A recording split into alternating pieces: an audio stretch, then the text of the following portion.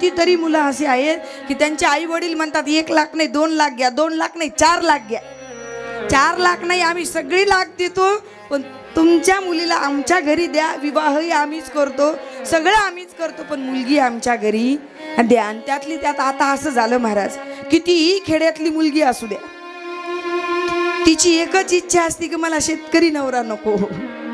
मग शेतकऱ्यांनी काय करायचं महाराज, त्या शेतकऱ्यांच्या मुलांनीही काय करायचं, का नोकरीवालेच पाहिजे, नोकरीवालाच पाहिजे. आणि त्या नोकरीवाल्यांना कळालं कोरोनात काय असते नोकरी, कुठं यावं लागलं सगळ्यांना, गावाकडंच यावं लागलं.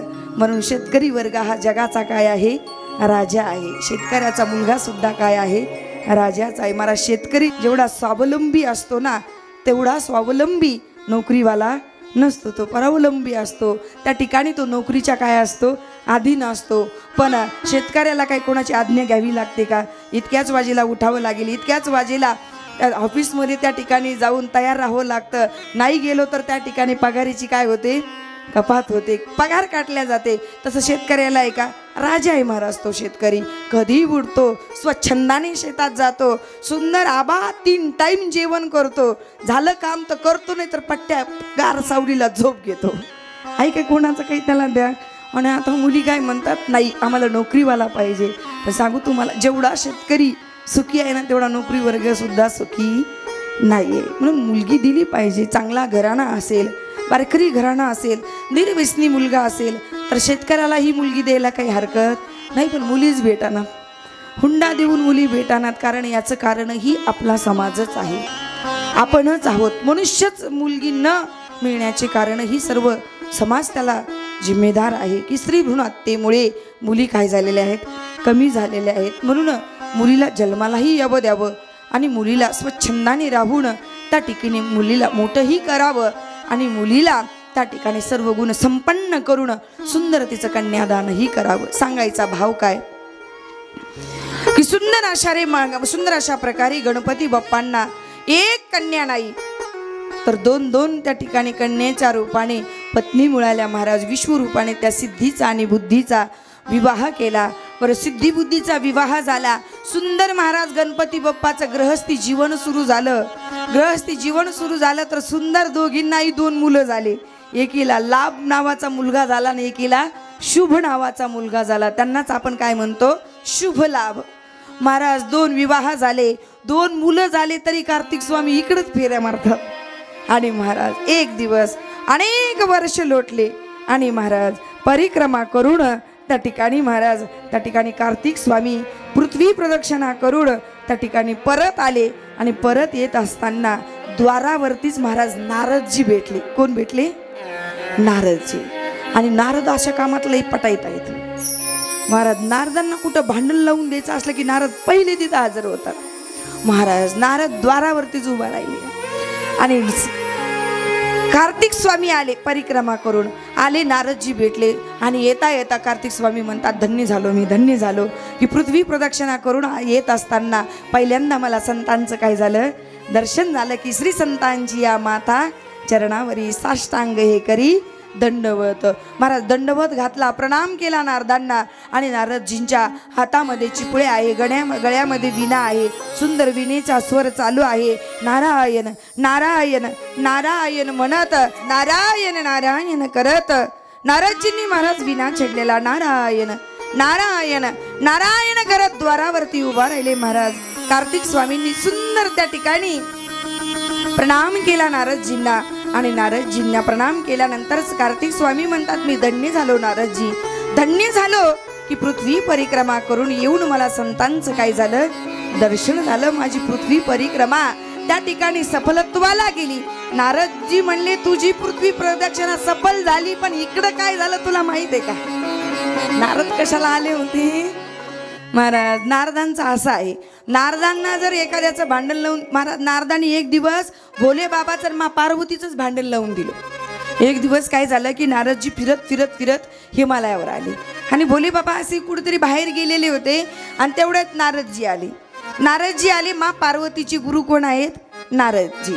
आणि नारदजी आल्याबरोबर उठून उभा राहून मा पार्वतीने नारदांचं काय केलं, स्वागत केलं की गुरुदेव भगवान की जय, गुरुदेव भगवान की जय हो. जय हो म्हणून नारदांना बसायला आसन दिलं, प्रणाम केला, चरण प्रक्षालन केले आणि सांगितलं, हे गुरुदेव, खूप दिवसांनी येणं केलं म्हणे हिमालयावर, का तुम्हाला कधी शिष्याची आठवण येते की नाही? नारदजी म्हणले, येते ना, सगळ्यांची आठवण येते पार्वती, पण आता मी सगळीकडे जाणं येणं काय केलेलं आहे? बंद केलेलं आहे. नको वाटतं म्हणे कोणाकडे जायला. कोणी गेले तर वरून वरून बोलताना आतमध्ये एक ठेवता का? काही लोक असं करतात म्हणे, वरून वरून एवढं गोड बोलतात पण आतमध्ये एक ठेवतात. म्हणून महाराज, होटात एक आणि पोटात एक असे व्यक्तीची कधी संगत करायची नसते. महाराज, जे असेल ते खुल्लं खाल बोलायला पाहिजे. कोणीही असू द्या, मैत्रीण असू द्या, मित्र असू द्या, आपले कोणीही साथीदार असू द्या, का पोटात एक ठेवायचं ना होटात एक बोलायचं, याला मित्र मैत्रिणीची त्या ठिकाणी नातं म्हटल्या जात नाही. आणि नारदजी म्हटले, पार्वती, आता मी इकडं तिकडं जायचं सोडूनच दिलं म्हणे. कशाला जाऊ म्हणे? लोक तोंडावर एक बोलतात, पोटात एक ठेवतात, माघारी एक बोलतात, नको वाटायला लागलं म्हणे कोणाला भेटायला जायचंही. पार्वती म्हटली, गुरुदेव, तुम्ही असं का बोलतात म्हणे? आज काय झालं? तुम्ही एखाद्या कोणासोबत भांडण तर करून आले नाही? नारदी म्हणे, छे पार्वती, मी कशाला कोणासोबत भांडण करू? पण नाही म्हणे, सोडलं म्हणे मी जायचं. पार्वती म्हटली, असं कसं म्हणे? होटात एक, पोटात एक, पोटात एक, तोंडात एक, असं का म्हणता म्हणे? माझ्यासोबत तर असं कधी कोणी वागत नाही. भगवान नारदजी म्हटले, तुला काय माहिती आहे म्हणे? नारदांनी काम करायचं होतं. नारदजी म्हणले, तुला काय माहीत पार्वती? अगं कैलासावर काय, मी वैकुंठात जाऊ दे, ब्रह्मलोकात जाऊ दे, सगळी तोंडावर एक बोलतात, माघारी एक बोलतात, आणि इकडं आल्यावर तरी काय म्हणे? कैलासावर बी तेच आहे म्हणे. तुला तरी माहिती का म्हणे? काय भोले बाबा तुला सगळ्याच गोष्टी सांगतात का ग म्हणे? पार्वती म्हणली, गुरुदेव, असं का बोलायला लागले म्हणे? नारदजी म्हटले, तुला काय माहिती आहे म्हणे? भोले बाबा तरी कुठं तुझ्यासोबत सरळ वागतात म्हणे. पार्वती मैया म्हटले, असं का बोलता स्वामी? माझ्या स्वामी करतात नारदजी, माझे स्वामी तर एक गोष्ट सुद्धा माझ्यापासून लपून ठेवत नाही. सगळं सांगतात. बाहेर कुठं गेलो होतो, कोणासोबत बोललो, काय केलं, तुम्हाला सांगतात ना घरी आल्यावर? सांगतात का? नाही सांगत? आता सांगत जा म्हणा. का मैया पार्वती म्हणायला लागल्या, हे नारदजी, माझे भोले बाबा असून एकही काम मला विचारल्याशिवाय करत नाही, काहीच करत नाही म्हणे. आजपर्यंत एकही गोष्ट माझ्यापासून लपून ठेवलेली नाही म्हणे. नारदजी म्हणले, पार्वती, तू एवढी कशी भोळी आहे म्हणे? तुला माहित आहे का म्हणे, भोले बाबा सुद्धा तुझ्यापासून काय लपून ठेवत नाही. मग संशय आला कोणाच्या मनात? पार्वतीच्या मनात. म्हणे, गुरुदेव, आता सांगूनच जा, त्याच्याशिवाय आता घर शांत राहणार नाही. पार्वतीच्या मनात काय आला? संशय आला. नारदजींना विचारलं, नारदजी, गुरुदेव सांगा म्हणे, भोले बाबाने माझ्यापासून आजपर्यंत काही लपून ठेवलं नाही, हा माझा अनुभव आहे, पण काय लपून ठेवलं आता हे सांगून जा म्हणे, त्याच्याशिवाय हा तोडगा मिटणार नाही. नारदजींना कामच करायचं होतं तेवढं. नारदजी म्हणले, हे बघ पार्वती, मला काही तुला दुखवण्याची इच्छा नाहीये, किंवा तुमच्या दोघात भांडण व्हावं असं काही माझी इच्छा नाहीये, पण तुला सांगू का म्हणे, तू माझी शिष्य आहे, म्हणून शिष्याचं गुरुला काय व्हावं वाटतं, हित व्हावं वाटतं. म्हणून पार्वती, तुला माहिती आहे का म्हणे, आजपर्यंत तू कधी बघितलं का म्हणे, भोले बाबा जे गळ्यामध्ये मुंडाच्या माळा घालतात म्हणे, मुंडाच्या माळा, तू कधी विचारलं का, किंवा तुला कधी सांगितलं का प्रेमाने भोले बाबाने, पार्वती, ह्या मुंडाच्या माळा कोणाच्या आहेत? तुला माहिती आहे का म्हणे कोणाच्या मुंडाच्या माळा आहेत त्या? पार्वतीला खरंच माहित नव्हतं ते. पार्वती म्हणाली, मला माहित नाही म्हणे, खरंच आजपर्यंत मला भोले बाबांनी सांगितलंच नाही ह्या मुंडाच्या माळा कोणाच्या, आज घरी येऊ द्या म्हणे.